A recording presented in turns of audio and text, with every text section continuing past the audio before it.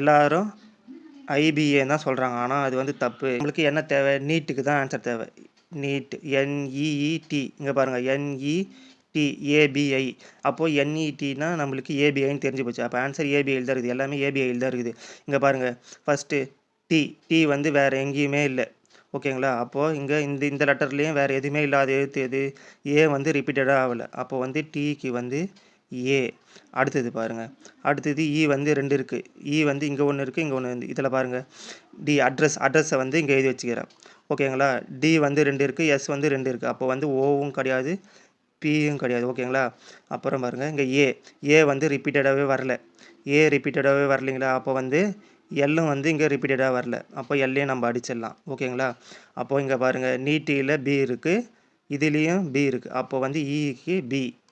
ஓகேங்களா? இக்கு பி. அப்போ ஆட்டோமேட்டிக்காக என்ன தெரிஞ்சிச்சு? 2 பி வரணும். என் வந்து அப்போது ஐ.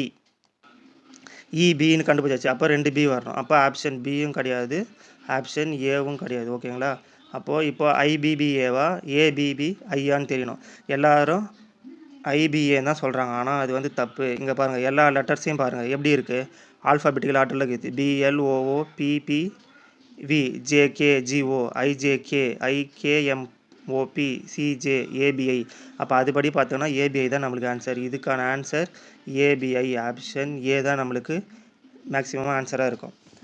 மேலும் இது போன்ற வீடியோவுக்கு நம்ம சேனலை சப்ஸ்கிரைப் பண்ணுங்கள். நன்றி, வணக்கம். வீடியோ பிடிச்சிருந்தால் லைக் பண்ணுங்கள்.